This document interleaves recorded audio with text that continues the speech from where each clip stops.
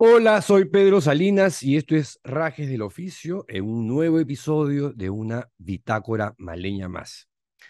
Bueno, esta videocolumna lo que va a tratar de hacer es presentar una suerte de cronología, una línea del tiempo que comprende los inicios del sodalicio, los tiempos aurorales del sodalicio y muestra cómo este, con el transcurrir de los años, fue haciendo sus movidas lobísticas para ir obteniendo sus respectivas aprobaciones dentro de la Iglesia Católica, aprobaciones diocesanas primero y aprobaciones pontificias después, para depender finalmente de un dicasterio vaticano que es la Congregación para los Institutos de Vida Consagrada y Sociedades de Vida Apostólica.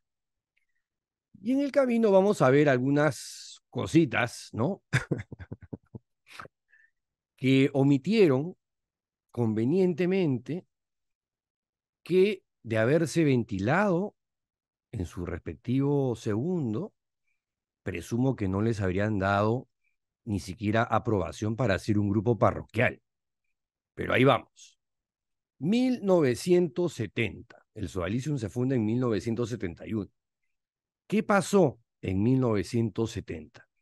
En esa época, mediados de los 60 hasta 1970, Luis Fernando Figari se dedicaba a preparar chiquillos de 15 años para ingresar a la Universidad Católica, a la Facultad de Letras de la Universidad Católica. Y se le ocurrió que los podía llevar a una suerte de retiro académico de 2 meses a dos chiquillos por vez a su casa familiar veraniega en el balneario de San Bartolo.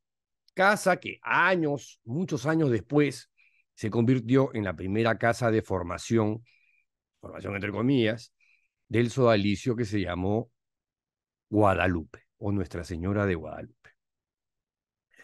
Bueno, en el año 1970, cuando Figari hacía estos retiros académicos, en una ocasión a uno de los chiquillos que participó lo acosó sexualmente. Eso está relatado ampliamente en Sin Noticias de Dios, en las páginas 714, 715, donde aparece el testimonio de esta persona, a quien bauticé con el seudónimo de Paciente Cero, porque asumimos que si, si no fue si no fue la primera víctima de Figari, probablemente haya sido una de las primeras víctimas de Figari antes de crear el sodalicium, reitero. O sea, Figari ya tenía un comportamiento de depredador sexual antes de que el Espíritu Santo se le aparezca, se pose sobre su cabeza y le diga, tienes que crear el sodalicio. Bien, en el año 1971, como les contaba, Luis Fernando Figari, junto con el sacerdote marianista Gerald Havey, o Jerry Havey, mi primo Sergio Tapia y Gonzalo Villegas, entre los principales, en la capilla de la Reparación en el distrito de Miraflores, funda el Sodalicio, año 1971. Hacia fines de 1976, a la salida de el cura Havey y mi primo Sergio, eh, Figari toma el control absoluto, toma las riendas del Sodalicium como amo y señor absoluto de la organización y comienza a moldearla a su imagen y semejanza con el apoyo entusiasta y el sostén de lo que él luego llamó su generación fundacional. Generación fundacional que estaba integrada por Germán Doig, Virgilio Levalli, Jaime Bertel, José Antonio Eguren, José Ambrosic, Alfredo Garland, Emilio Garró, Raúl Guinea, Alberto Gasso, Juan Carlos Len, Luis Capelletti, entre otros. No eran pocos, hay más. Pero al final estos se convirtieron en el núcleo de hierro, en el círculo de hierro de Figari. Aunque Capelletti tuvo cargos menores y siempre fue como relegado por el resto. Al principio, las misas del sodalicio eran apadrinadas por dos sacerdotes fundamentalmente. El padre Armando Nieto Vélez, historiador y sacerdote jesuita, y el cura diocesano Harold Griffiths Escardó, que era el cura pituco de la época. Eso se relata en Mitad monjes, mitad soldados. Lo tengo por aquí. Sí, aquí está. Toda esa historia está la historia real, ¿no? No la historia oficial del Sodalicium, que es otra. La historia real se cuenta con pelos y señales en la investigación que hicimos con Pablo Ugaz y lanzamos en el 2015 y luego en el 2016 con 100 páginas adicionales, con más denuncias y etc. Bueno, el caso de abuso sexual perpetrado por Figari, más antiguo, después de que funde el sodalicio, se registra en el año 1974 y es contra otro menor de 15 años. Esta denuncia, como se narra también en Sin Noticias de Dios, en la página 29, ¿sí? En la página 29, se verbalizó ante el jesuita Armando Nieto para que hiciera algo. Y lo que hizo fue responderles a los denunciantes la siguiente frase: el dolor que sintió la víctima las veces que Figari lo penetró equivale al dolor que Jesús sufrió en la cruz. ¿Ah? ¿Qué tal? Y por cierto, no pasó nada. En los testimonios presentados ante el Tribunal Eclesiástico de Lima, que presidía el sacerdote de la familia espiritual del Opus Dei, Víctor Guapaya Quispe, y moderaba entonces el arzobispo de Lima, Juan Luis Cipriani, en esos testimonios decía que jamás fueron además contactados para contrastar versiones por el dicasterio que gestiona en la práctica el español José Rodríguez Carballo. Se denuncian abusos de Figari en los años 75 y 1979, también contra adolescentes. Los otros casos de abusos sexuales contra menores de edad cometidos por diversos jerarcas del sodalicium, como Germán Doig, Virgilio Levalli y el cura Jaime Bertel, del núcleo fundacional, se habrían producido a partir de 1975, 1977 y 1979 respectivamente, en estos últimos casos, de acuerdo a información consignada que está también en Mitad monjes, mitad soldados, en la parte de los testimonios, en las fichas que tiene en su poder el Tribunal Eclesiástico, que supuestamente llegaron a Roma, pero la más importante se le perdió a Rodríguez Carballo, y están también consignadas en Sin Noticias de Dios, y por cierto, en el testimonio que escribió Martín Schoig, que ofreció para Mitad monjes, mitad soldados con su nombre, pero que también están en el blog que él comenzó a escribir poco antes años antes de la publicación de Mitad monjes, mitad soldados, y que es cuando éste denuncia un incidente de evidentes connotaciones sexuales, de una violación de conciencia muy jodida, y que se me pidió que describiera en la reunión que tuve con la misión Cicluna Bertomeu. Este, y claro, y todo esto, además, se reproduce en una ficha entregada por el propio Sodalicio a la Fiscalía y que aparece publicada en el informe de la comisión investigadora de Alberto de Belaúnde, que es este de acá, ¿no? Solamente esto de acá, que son como 300 y pico páginas, es sobre el caso Sodalicio. El informe tiene más de 1000 y pico páginas. Solamente esto acá es el Sodalicio. Y acá aparece esta ficha que les comento, que fue entregada a la Fiscalía por el entonces superior Alessandro Moroni, acompañado de su abogado Claudio Cají. El abuso contra Martín Schoich es omitido, no es considerado en esta ficha, porque es el único exodálite hasta la fecha que ha señalado con nombre y apellido en un incidente de clarísimas connotaciones sexuales perpetrado por Jaime Bertel en el marco de una sesión de dirección espiritual donde éste le pide a Martín que, siendo menor de edad, se desnude totalmente y fornique con una silla.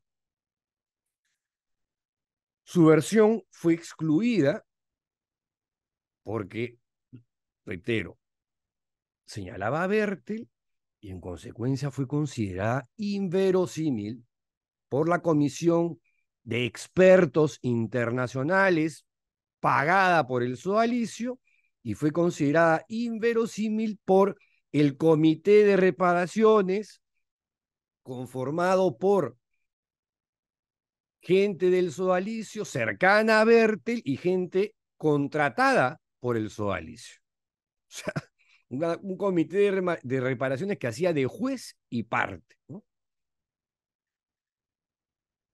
En el año 1977, volviendo a la línea del tiempo, el entonces arzobispo de Lima, Juan Landázuri Ricketts, quien era franciscano, arequipeño, un buen tipo, yo lo he conocido en 3 oportunidades de manera informal, siempre me causó muy buena impresión, un tipo de buena entraña, de buen corazón, ¿no?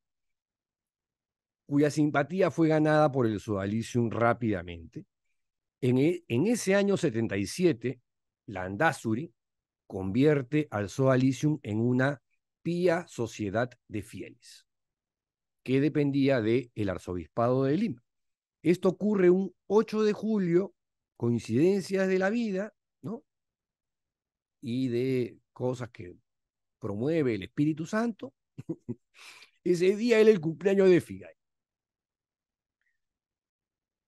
Entre los años 80 y 93, ¿no? Ya siendo el Sodalicium una asociación pía de fieles, durante ese periodo, 3 años después de convertidos en esta cosa intermedia que todavía no es ni chicha ni limonada, el sodalicio estuvo gobernado por un consejo superior configurado por Luis Fernando Figari, Germán Doig, Virgilio Levalli, Jaime Bertel, José Antonio Eguren, José Ambrosic y Juan Carlos Len.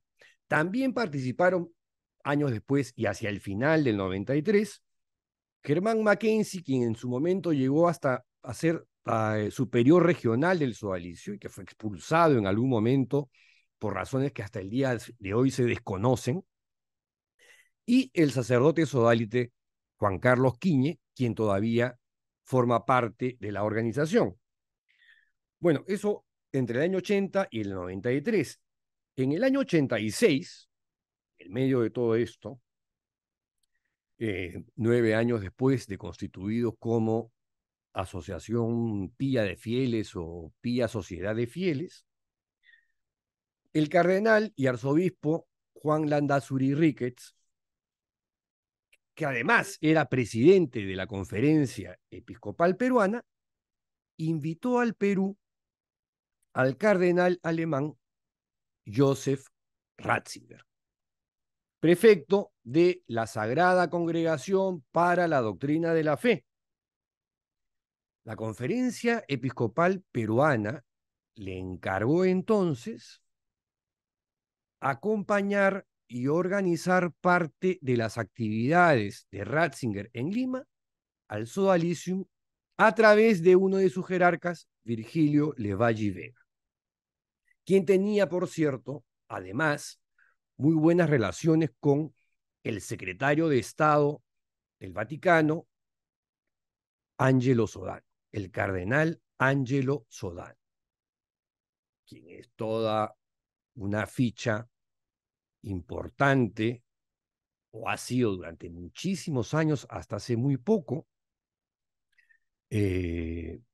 alguien que siempre ha estado en cargos muy claves y ha hecho cosas bastante controversiales. Por ejemplo, en la época de Pinochet, el nuncio apostólico, el embajador del Papa en Chile, era Angelo Sodano, que se reunía con Fernando Caradima en la parroquia del Bosque, en Santiago, para ver a quién nombraban obispo o cardenal. Y hasta hace muy pocos años era el presidente de los de la congregación de cardenales o algo por el estilo. Ya eméritos, pero igual con una influencia importante en el Vaticano. Bueno, cuando viene Ratzinger, esto ocurrió en el mes de julio del año 86. El presidente era Alan García, quien tenía apenas un año en el cargo de presidente, un año en el poder, y una delegación sodálite acompañó a Ratzinger en su visita al santuario de Santa Rosa, ahí en la avenida Tacna, en el centro de Lima, que ahora es local del arzobispado de Lima, donde, todo hay que decirlo, depositó un papelito con un deseo y lo arrojó, luego de envolverlo, y lo arrojó al pozo de los deseos, ¿no? Donde nadie sabe qué escribió. Y luego de esto celebró en una capillita que había ahí, bien pequeña, una misa privada a este grupo de sodalites. Lo más impresionante era que la misa fue a espaldas de los feligreses y en latín. ¿Cómo sé todo esto? No es porque me lo hayan contado. Yo estuve ahí. Alucinen que ese fue mi regalo de cumpleaños en ese entonces. Yo me habían mandado a una comunidad en Arequipa y mi regalo de santo era conocer a Ratzinger y formar parte de este cogollo de guachimanes del cardenal. Es más, les cuento, Ratzinger, cuando le dicen que para que tire pues su papelito ahí al pozo de Santa Rosa, no tenía lapicero a la mano y el que le ofrece lapicero, un Bic, fui yo. Su deseo lo escribió con el lapicero que yo tenía ahí porque yo estaba al costado. Ahora, no me pregunten qué cosa escribió, o sea, confieso que me puse a ojear, digamos, en el papelito, pero entre que me imagino que la caligrafía de Ratzinger era como la de un médico, lo más probable es que lo haya escrito en alemán, o sea que no supe al final qué cosa fue lo que le pidió a Santa Rosa. Pero bueno, ese fue el primer contacto histórico entre el Sodalicium y Joseph Ratzinger, quien años más tarde se convirtió en el Papa Benedicto XVI. Esta relación con Ratzinger fue cultivada a partir de ahí con el transcurrir del tiempo. ¿Qué le impresionó a Ratzinger, según los comentarios en ese momento de Luis Fernando Figari, el propio Levalli, ¿no? Que estaban felices con haberse puesto ahí codo a codo con el gran inquisidor de la época? Le impresionó a Ratzinger la ortodoxia que él olía y veía en este compacto grupo de jóvenes, todos vestidos igual, peinados igual, ¿no? Y que eran como un pequeño ejército de soldados de Dios. Y le impresionó también la eficiencia en la organización de un evento que se produjo en el Colegio de Jesús, un colegio progre que no sé si todavía existe, pero que estaba, me acuerdo, en la Avenida Brasil, cerca de Pueblo Libre, donde presentó su flamante, su reciente publicación, Instrucción sobre Libertad Cristiana y Liberación, que sí está acá, todavía la conservo. Esto fue lo que vino, entre otras cosas, a hacer. O sea, el viaje de Ratzinger fue en julio y esta publicación la acababa de sacar en el Vaticano 2 meses antes. O sea, llegó acá casi en calidad de primicia a presentarla en el Colegio de Jesús y que esta publicación además había sido precedida por esta, que es muy dura, que es la instrucción sobre algunos aspectos de la teología de la liberación, que, sin mencionar con un nombre propio, se tiraba abajo o cuestionaba durísimamente el trabajo de el sacerdote peruano Gustavo Gutiérrez, quien en el año 71 había escrito este libro, Teología de la Liberación, Perspectivas. Esta es la tercera edición del año 80 y algo, 80 y pocos,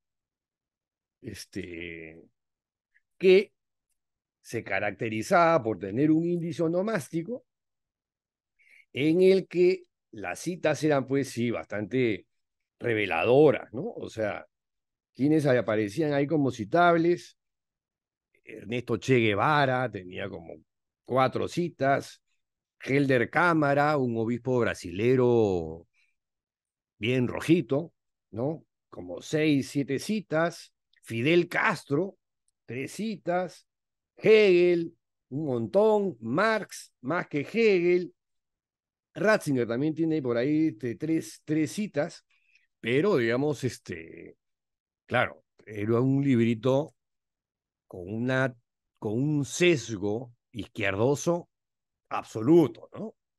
Algo innegable.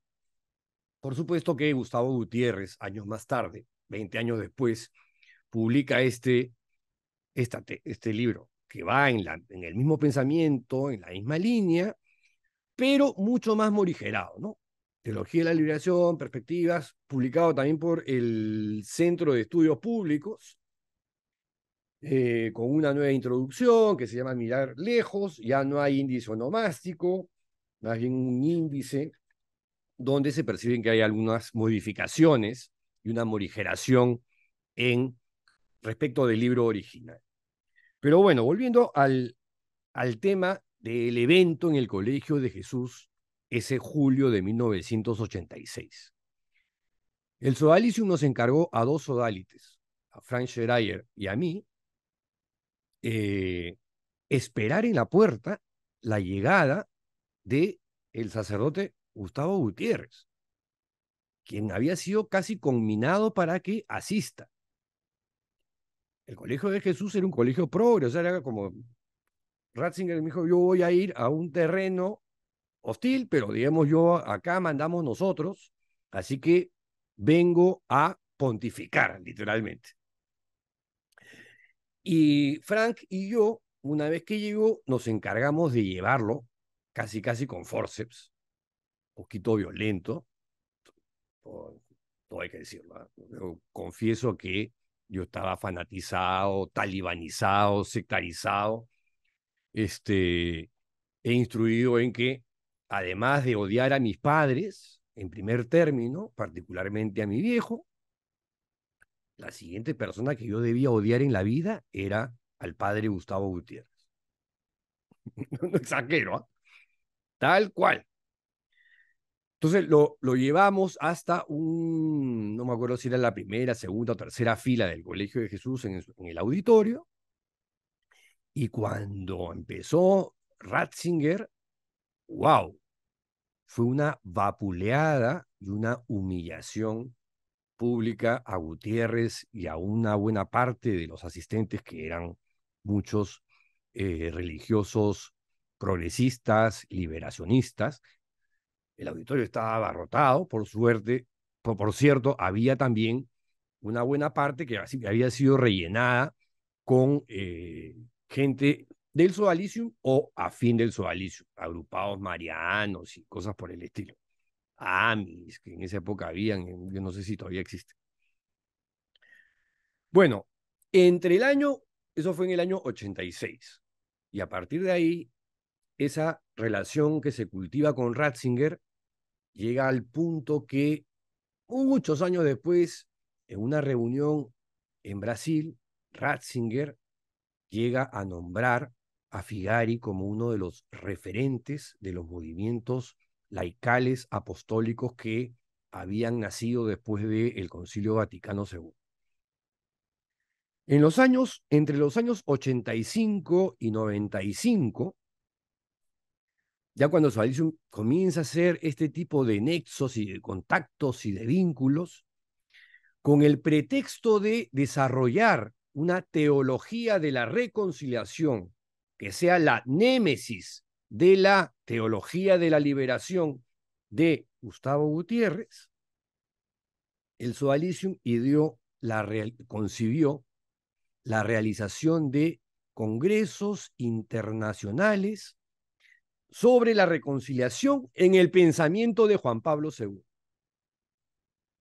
Y aquí tengo un trabajo que está un poquito ya guardadito y hongueado, materiales de trabajo sobre la teología de la liberación de Gustavo Gutiérrez, elaborado por el sodálite, todavía sodálite, Miguel Salazar, quien vive desde hace años en Arequipa, tiene unos cargos medio raros en la Universidad San Pablo, no es el superior de la comunidad de Arequipa, sin embargo, es el sodálite más representativo, eh, y aunque no sea el superior, repito, es el sodalite más importante de Arequipa, que siempre ha pasado piola, entonces siempre aparece mencionado, ¿no? Pero siempre de una manera sinuosa, pasando piola, sorteando olas y balas y cosas por el estilo. Y escribió a solicitud de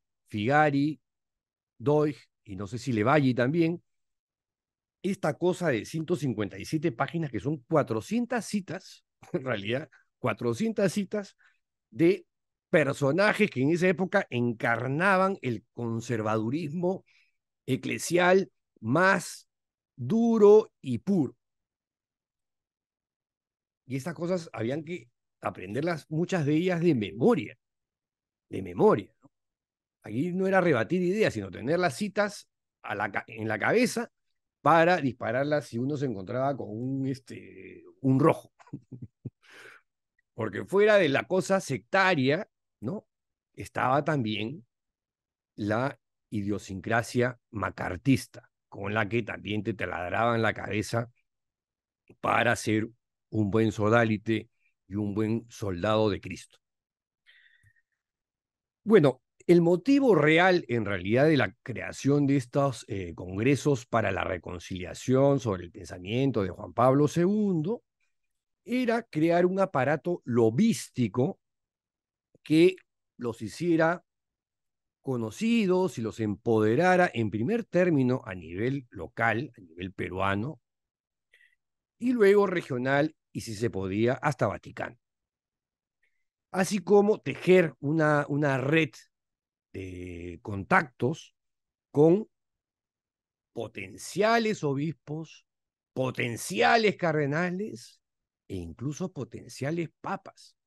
¿Mm?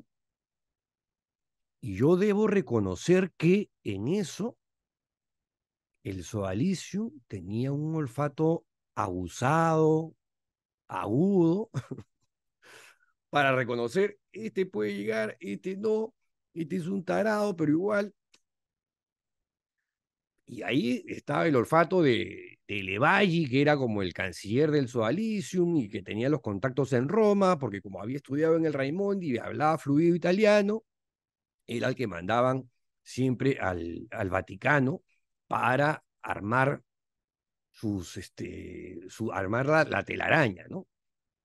Figari también tenía ese don, ¿no? Hay que reconocérselo. Tenía esta cosa que olía así a la cosa aspiracional, ¿no? O sea, para ascender, para escalar socialmente dentro del mundo de la iglesia. La cuestión es que se organizaron 5 de estos congresos entre los años 85 y 95, y sus artífices iniciales fueron Virgilio Levalli, Jaime Bertel, y luego tomó la posta Germán Doig. Algo aportó en los primeros 2 congresos y luego ya fue mucho más activo, pero al inicio los promotores eran Virgilio Levalli y Jaime Bertel, otro artista en el manejo de las relaciones públicas. Bueno, el primero fue en Arequipa en el año 85, convocó a cerca de 600 personas, se gastó un montón de plata, ¿no? Había que invitar obispos, cardenales, curas, intelectuales católicos, alojarlos, viáticos, almuerzos, opíparos, no sé si hoteles, qué sé yo, y sirvió, y esto tuvo como anfitrión en ese momento el arzobispo de la ciudad de Arequipa, era Monseñor Fernando Vargas Ruiz de Somocurcio, que en paz descanse, Monseñor Varguitas, a quien yo le tenía un gran aprecio, porque era un tipo muy simpático, muy ocurrente, chiquito, pero dicharachero, un poquito borrachoso. Le encantaba el whisky como a mí. Entonces, a veces nos pedía a Rafael Ismoes, que era su secretario, y a mí, que nos hicimos patas. Es más, gracias a Monseñor Vargas, cosas de la vida, él es el que ¿cómo se llama? Me introduce en el mundo del periodismo porque me hace columnista del diario El Pueblo, me conecta para conducir un espacio de radio semanal, ¿no? Lo máximo. Yo la verdad que Monseñor Varguitas me caía súper bien. Y también actuó de buena fe con el sodalicio. Como Landazuri, también creo que lo engañaron. Era jesuita también. eh, y Monseñor Vargas hizo de anfitrión. Y en esta reunión, el sodalicium comenzó a afianzar y hacer sus primeros contactos con autoridades eclesiásticas de primer nivel, ¿no? Ahí fue Joseph Tonco, que en ese momento era obispo, pero luego fue cardenal, ¿no? Y prefecto de la Congregación para los Pueblos.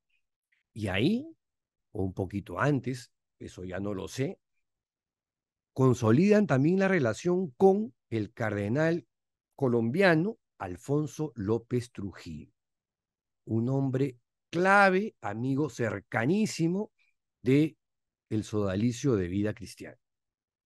Y quien entonces además era presidente del CELAM, o sea, de la Conferencia Episcopal Latinoamericana, presidencia que ocupa, dicho sea de paso, el obispo peruano Miguel Cabrejos, que también es presidente de la Conferencia Episcopal del Perú en este segundo. También le permitió al Sodalicium afiatar vínculos con Monseñor Karl Romer, obispo auxiliar de Río de Janeiro, el teólogo jesuita Cándido Pozo, que era una eminencia en ese momento, el ensayista laico Fernando Moreno, ese sí es aporte de Germán Doig, era su pata, ¿no? Monseñor Antonio Ducarmo, Monseñor Óscar Alzamora, marianista, en ese momento obispo de Tacna, uno de los poquísimos y quizás el único marianista que mantuvo una buena relación con el Sodalicium, luego de que el Colegio Santa María votara, los votara como profesores a Luis Fernando Figari y a mi primo Sergio Tapia. Luis Fernando haya sido exalumno del Santa María, Sergio del Maristas San Isidro, y entraron ahí no por Figaria, como pueden creer muchos, sino por mi primo Sergio, que estaba estudiando para ser abogado y ayudaba en algunos términos en algunos temas legales a los marianistas de esa época, ¿no? Pero al final lo votaron, los votó el hermano Julio Corazao, que tiene otras historias también, pero ese es otro tema en el cual no me pienso meter. Pero bueno, este, ¿quiénes más estuvieron ahí?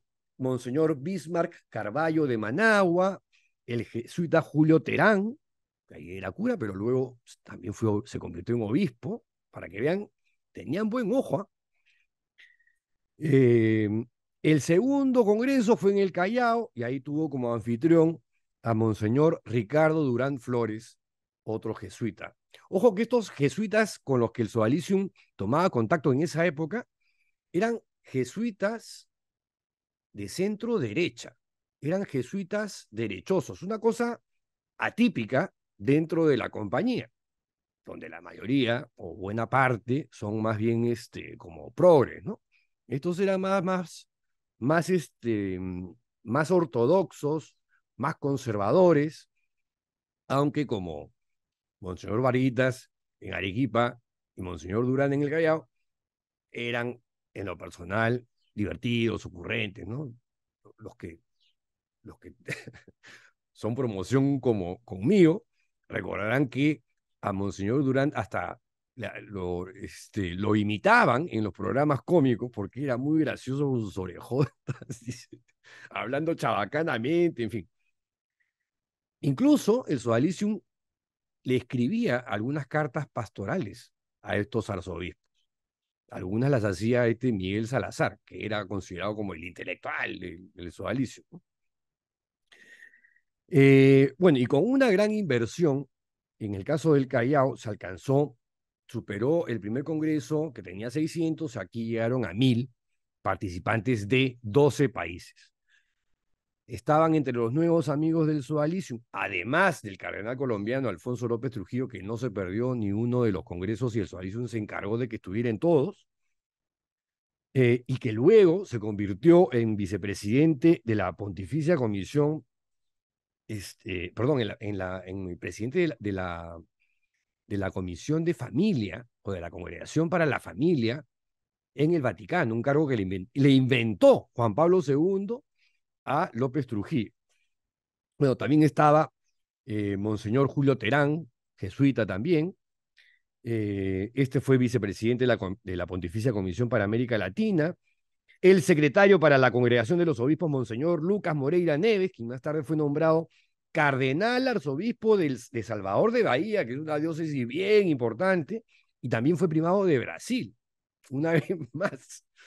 ¿Qué tal olfato? El tercero fue en Tacna, en el año 87, territorio de el marianista Óscar Alzamora, que conocía a Figari desde el Colegio Santa María, y sirvió para extender sus redes hacia el padre Santos Abogal, un agustino, los obispos Genaro Alamilla de México, José Dimas Cedeño, que tiempo después fue arzobispo de Panamá, Pablo Antonio Vega de Nicaragua, John O'Malley, que luego fue el cardenal arzobispo de Boston y reemplazó al controvertidísimo arzobispo de Boston, Bernard Law, que encubrió centenares de casos de abuso sexual a menores por parte de clérigos de su diócesis, la película Spotlight, ¿no? Y que terminó en Roma, acogido por, o mejor dicho, llamado por Juan Pablo II para darle inmunidad diplomática. y murió en Roma. Nunca más regresó a Boston. Pero bueno, esa también es otra historia. Eh, bueno, además de John O'Malley, Alejandro Mestre de Bolivia, José Fernández Veloso de Petrópolis, un lugar donde el Sodalicium terminó recalando tiempo después, Gabriel Díaz Cueva de Ecuador y el entonces secretario para la Congregación de la Doctrina de la Fe, Monseñor Alberto Bovone. Alguien también importante y que era el número 2 de a bordo en la Congregación para, para la Doctrina de la Fe, el ex Santo Oficio. Aquí, por ejemplo, en este documento, en el que escribe Ratzinger contra la teología de la liberación de Gustavo Gutiérrez, sin mencionarlo, sale la firma de Ratzinger y también de Bobone, año 84. Y en esta, que es la que presentó en el Colegio de Jesús en Lima, igual, ¿no? Firma Ratzinger como prefecto y Bobone como secretario de la congregación. Ojo que el secretario puede sonar así como un título segundón, pero no lo es. El secretario gestiona y es el que administra y tiene el control de la congregación en muchas cosas, en muchas cosas. Pregúntenle si no al español José Rodríguez Carballo, que es secretario. El prefecto es un brasileño, pero él es el secretario del dicasterio o de la congregación de la que depende el sodalicio. El arquero. El hombre que le ha tapado todos los penales al sodalicio. Bueno, después de Tacna, viene el cuarto, que repite la sede en el Callao, con Monseñor Durán, pero ahora en un pueblo joven, ¿no? Un pueblo joven llamado Gambetta Baja, y ahí, miren, cada año se sofisticaba más, y ese año, 89, fue wow en términos de impacto. ¿Por qué? Porque el cura Jaime Bertel se le ocurrió contactar como sea y traer como sea y al precio que sea a la Madre Teresa de Calcuta, una rockstar de la iglesia a nivel global, ¿no? Que después nos hemos enterado, pues, de muchas sombras en torno a su trayectoria, dineros recibidos, trato a los enfermos agónicos y una serie de cosas poquito feas, ¿no? Este, pero en ese segundo, la Madre Teresa era wow, ¿no?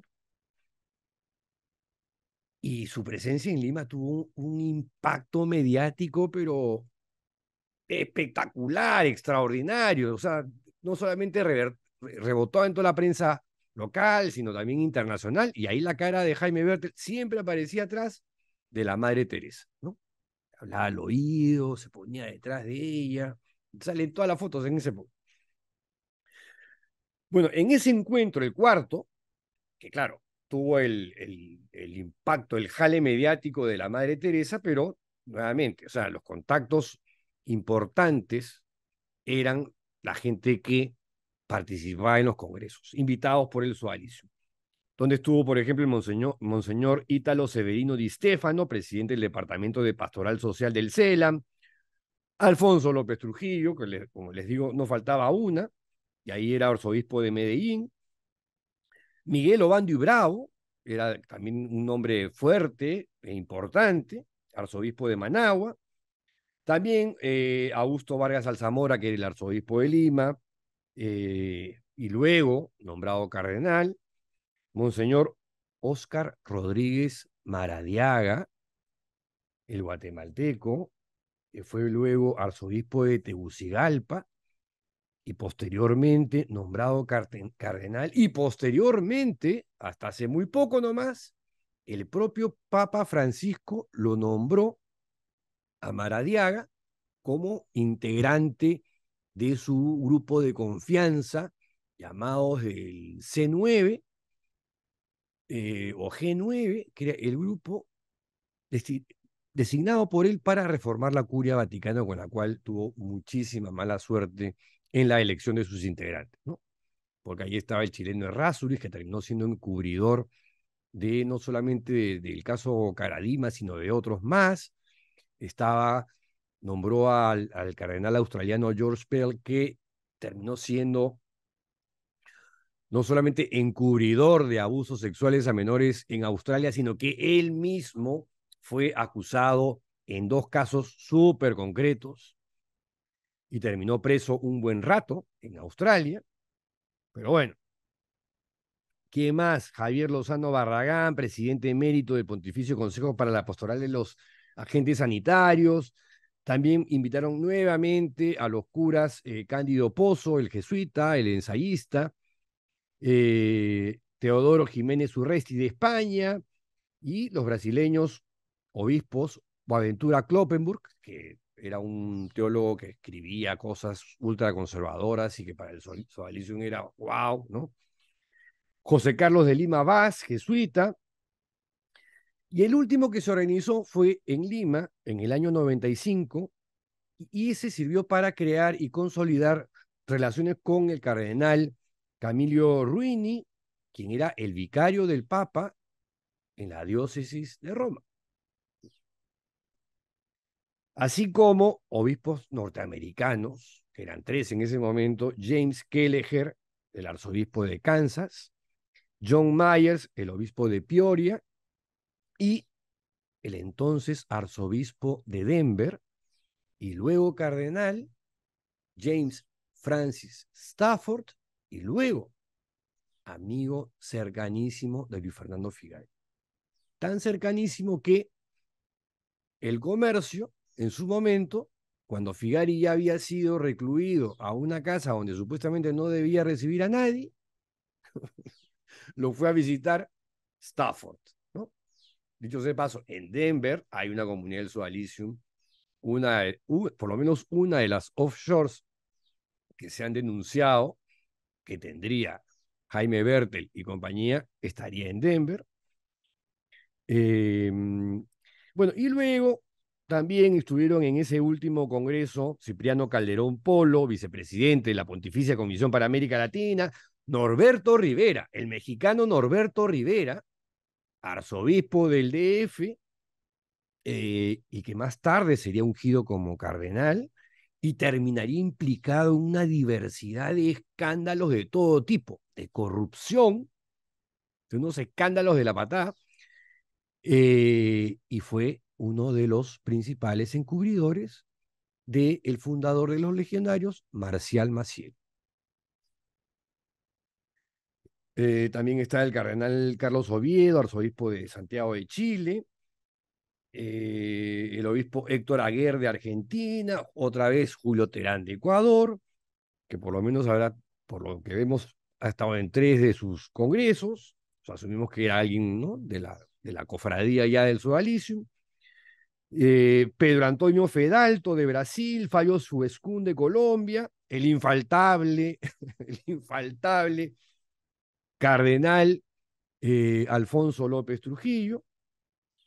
¿De dónde he sacado todos estos nombres? Bueno, de una nota titulada Los Congresos de la Reconciliación cumplen 30 años, que fue publicado por Familia Sodalite Noticias el 11 de marzo del 2015.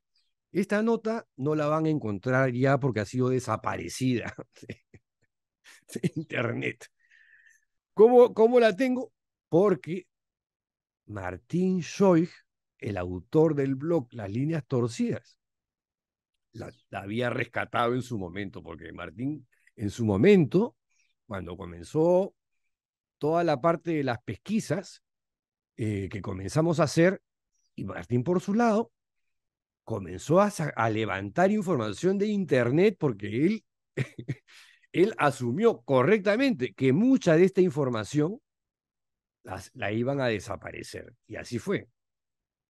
Pero aquí nos enteramos de cómo es que el Sodalicium, con el año, a través de diversos artilugios y modalidades, se va haciendo de un lugar en la iglesia peruana, pero a la vez va empoderándose a nivel regional y a la vez va comenzando a hacer contactos directos con autoridades vaticanas.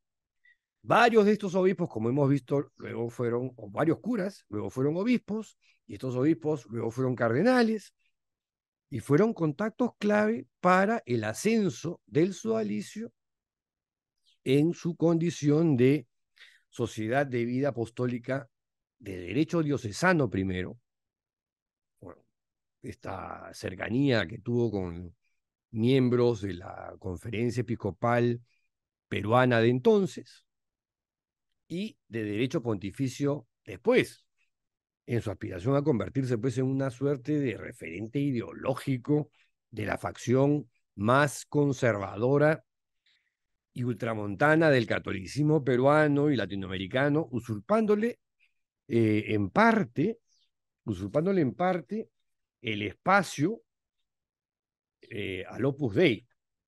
Ahora bien, ¿qué ocurrió en un momento? Se los cuento luego de una brevísima pausa y regresamos con esta parte final. Necesito un poquito de agua también porque estoy hablando demasiado. Pausa y regresamos con esta bitácora maley. Raje del Oficio es un canal de entrevistas con mucha opinión en el que ningún tema nos es ajeno, nada está vetado. Rajes del Oficio es un espacio comprometido con la libertad y la democracia, donde las opiniones son libres y los hechos son sagrados. Rajes del Oficio es un programa donde escucharás lo que otros medios de comunicación tradicionales no hablan, donde se mira lo que otros no miran. Para que nos ayudes a mantener vivo el programa, hemos habilitado Patreon. Unirte es muy sencillo. Debajo del video vas a encontrar un enlace que dice patreon.com/pedrosalinas. Entras, revisas los niveles, los beneficios, escoges uno y le das clic a Únete aquí. Así de fácil nos puedes apoyar. Parte final de esta bitácora maleña, ya para terminar, llegamos al año 1994. ¿Qué pasa en 1994? Que el arzobispo de Lima, Óscar Vargas Alzamora, también de la Compañía de Jesús, cuya muerte todavía sigue siendo una especie de misterio, pero esa es otra historia, le da la condición al Sodalicium de Sociedad de Vida Apostólica de Derecho Diocesano. Alcanza un rango importante dentro de la iglesia peruana, pero sigue dependiendo del arzobispo de Lima. Esto se produce el 22 de febrero. Por alguna razón, no coincide con el cumpleaños de Figari el 8 de julio, ni con el de Germán Doig, que es el 22 de mayo, 22 de febrero. Y entre el 94, a partir de ese momento, y el 97, en esta fase, a portas de ya ponerse como objetivo alcanzar sí o sí la condición de sociedad de vida apostólica de derecho pontificio y ya convertirse en una institución oficial de la iglesia, ¿no? Ya están en eso, eso lo consiguen en el año 97. Apenas 3 años les toma llegar hasta ahí, que es nada. En esa fase, a punto de obtener la aprobación pontificia, ¿quiénes gobernaban el sodalicio?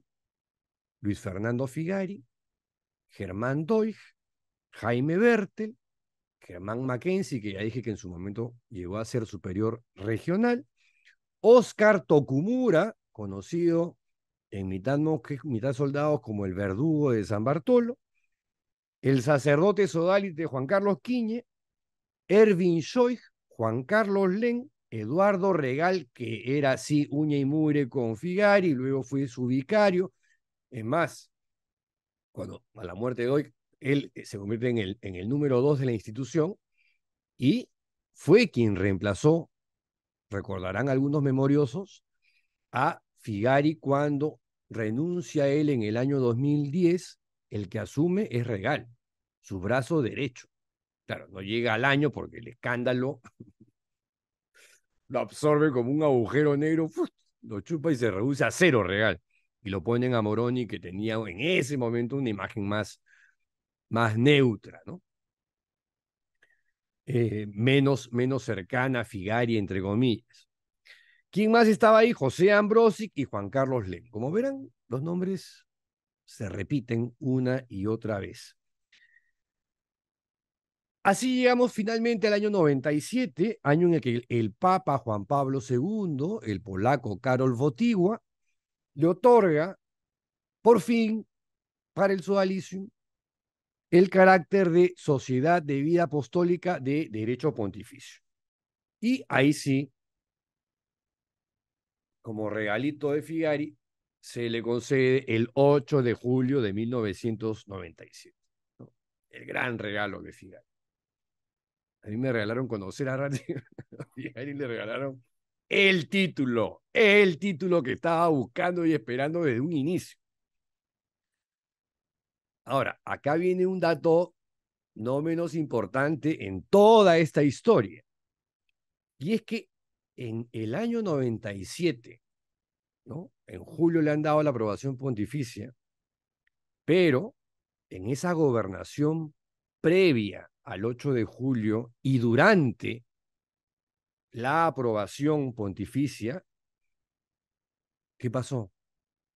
Se encubrió con una eficacia civilina los abusos del pederasta serial Jeffrey Daniels. ¿Quiénes formaban parte de ese Consejo Superior? Más o menos los que les comentaba. El superior general era Luis Fernando Figari, el vicario, el número 2, era Germán Doig, el que seguía espiritualidad, Jaime Bertel, en instrucción estuvo Óscar Tokumura, luego estuvo Miguel Salazar, apostolado Erwin Schoig, comunicaciones Eduardo Regal y temporalidades, que es el que ve la plata, Juan Carlos Len. Todos los consejos anteriores, algunos de sus miembros por lo menos, habían estado enterados o habían sido indolentes o habían sido encubridores de los abusos que comentábamos a los inicios, ¿no? Los abusos de los tiempos aurorales que dicen, bueno, si algo escuchamos, si no le hicimos caso, pensamos que, no sé, eran rumores y punto. Cosas que le he escuchado, por cierto, a Brosic y a otros, ¿no? Este, pero acá lo cierto es que este último Consejo Superior, los otros tendrán excusas, ¿no? Pero este último Consejo Superior está documentadísimo. En, acá, en resumen, en Sin Noticias de Dios, pero contado en detalle en el informe de la comisión investigadora de Alberto de Belaunde, del cual la prensa ha hecho caso omiso. Simplemente hay un silencio sepulcral en torno a ese informe que es demoledor, pero demoledor, con testimonios nuevos, con análisis sobre la estructura sectaria. De verdad que es un documento que deberían publicarse, claro, en un país normal, ¿no? Pero debería ser un documento que debería ser publicado por el Fondo Editorial del Congreso. Algo que yo sé que no van a hacer, pero igual lo digo, pues, porque me parece un documento importante. Pero donde se le pone, reitero, un capote, un manto, se echa un manto encubridor a través de este Consejo Superior. Es en el caso del pederasta serial del sodalite Jeffrey Daniels Valderrama, quien hasta ese año trabajó en el Colegio San Pedro, administrado por el sodalicio. ¿Y qué hacía Daniels ahí? Era el auxiliar en la pastoral de menores de edad. tenía acceso a chiquillos, como cancha además. Además, daba clases de religión, además participaba en la catequesis, siempre con chiquillos, el apóstol de los niños, le decía. Alucina. Y esa última chamba de él fue entre mayo y agosto de dicho año que ya comenzaron a saltar las primeras denuncias, y el informe de Alberto de Belaúnde es importante por muchas cosas, pero en este caso particular narra, relata con detalles y da cuenta de por lo menos 12 casos de menores abusados, pormenorizando los años en que se perpetraron los abusos, las edades que tenían estos chiquillos de 13, 14, máximo 15 años, y la perversa metodología de aproximación de Daniels a estos críos, muy parecida, si me preguntan, a las que utilizaba Figari, Doig y Levay. Pero claro, según el informe de la Comisión de Expertos Internacionales, no, aquí no hay relación, no hay conexión entre Figari, Doig, menos Levay, tampoco Daniels y Murguía, no, no, son todos casos aislados. Todo es coincidencia, ¿no? Acá no hay puntos que se conectan, no, no, no, son puntos aislados que no tienen nada que ver entre sí, cada uno actuó como un lobo solitario. Esa es la comisión que actuó pagada, contratada por el sodalicio. Pero en la investigación parlamentaria de esta comisión que presidió de Belaúnde, se relata la forma en que se va enterando toda la cadena de mando de la institución. También está relatado, es verdad, en mitad monjes, mitad soldados, a través de los diferentes testimonios, ¿no? O sea, como, por ejemplo, Vicente López de Romaña, siendo sodalite, se entera directamente de un caso de abuso de Jeffrey Daniels. Y él se lo cuenta luego a su superior, José Sam, que dicho ese paso terminó siendo implicado en un tema de pitufeo de plata en el caso de Keiko Fujimori, pero bueno, ya es historia de rollo de José Sam. Sam se lo comunica a Mackenzie, Mackenzie a Doig, Doig a Figari, y luego a todo el Consejo Superior. Este Consejo Superior que estaba conformado por Figari, Doig, Bertel, Tokumura, Salazar, Joy, Regal, Juan Carlos Len. Y, por supuesto, hay un grupo adicional, una siguiente onda concéntrica, un círculo concéntrico que continúa, donde están los otros miembros de la generación fundacional, Alfredo Garland, Emilio Garroy, no sé quién, los que estaban en ese momento en Lima, ¿no? Y yo presumo que algunos se han enterado, ¿no? Por lo menos Garland, de todas maneras, porque hay testimonios de que dicen que Garland sabía también. Y ese testimonio que se ofrece de viva voz y con pelos y señales en el informe de Belaúnde lo da Germán Mackenzie, el superior regional de la época de los escándalos de Daniels, expulsado del sodalicio, no sabemos por qué razón, y que no quiso hablar con Pao ni conmigo para mitad monjes, mitad soldados, sí lo hizo por suerte para la comisión de Belaúnde, y donde dice, yo no tenía voz en el consejo, perdón, yo no tenía voto en el consejo, tenía voz, pero no voto. Y dice ahí las recomendaciones que dio, que tampoco eran así como que decir, oh, wow, ¿no? O sea, no, sus recomendaciones tampoco eran así muy a favor de la transparencia. Pero sí narra de una manera sumamente reveladora cómo se abordó el asunto internamente y cómo todos los integrantes de la cúpula llegaron a conocer el caso en su integridad y cómo lo ocultaron, cómo lo encubrieron y cómo se optó por no denunciar ante el Ministerio Público, cómo ocultar los delitos sexuales y decir que los vamos a poner de retiro en San Bartolo. ¿Qué decimos? ¿Qué decimos? Ah, bueno, está discerniendo si va a ser monje o no. Ah, ya, qué buena idea, ya. Entonces lo encerraron durante 3 años en una casa en San Bartolo, entre el 97 y el 2000. No podía salir, salvo para pasear, siempre custodiado por alguien. Y a todos le decían, ¿por qué está encerrado, Jeffrey? Porque quiere ser monje. Ah, ya. Y como la obediencia, ¿no? Como no se cuestiona al superior, decían, ah, ya, ya. Oye, mira, Jeffrey quiere ser monje. Sí, vida monacal claramente no llegó. Eh, y claro, lo más importante era tapar el asunto porque, ¿por qué?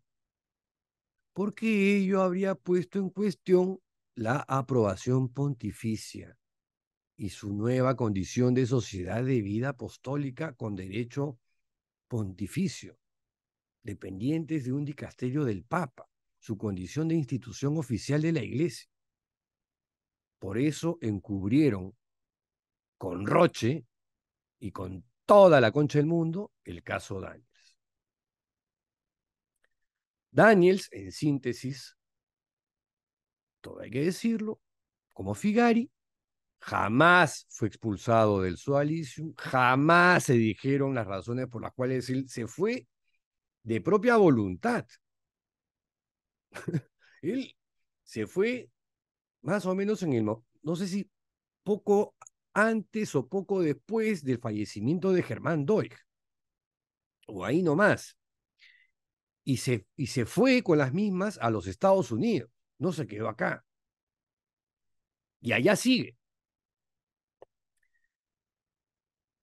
Y esto recién se hizo público en el blog Las Líneas Torcidas de Martín Schoig en su momento, también se hizo público en la segunda parte de Mitad Monjes, Mitad Soldados, aunque la primera parte ya contenía un testimonio contra Jeffrey Daniels y se narra también la historia de cómo Vicente López de Romaña se entera del primer caso y lo denuncia ante su superior inmediato, que era José Sam, y a partir de ahí hacia arriba se van diciendo las cosas, pero no pasa nada. 3 años y nunca pasó nada. Y luego sale ya por esa época el testimonio también de Álvaro Urbina, que habla con Martín Schoig y luego con Paolo Ugaz, ¿no? Y el caso de Daniels inspiró no pocos reportajes escritos y audiovisuales e incluso una obra de teatro hecha por el grupo La Plaza, por el Teatro La Plaza, que dirigieron Claudia Tangoa y Jano. Ay, y Jano Clavier. Casi se me va el nombre, Jano, disculpa. Es el Alzheimer. En fin, eso quería contarles el día de hoy. Sorry si los he cansado. Pero nada, o sea, esa es un poco la línea del tiempo, la cronología en la que el Sodalicium, con sus más sombras que luces, claramente, se fue haciendo de un espacio y se fue empoderando hasta convertirse en la organización en que se convirtió. Hasta la próxima semana y nada, regresamos en la siguiente semana con una nueva bitácora maleña. ¡Chao!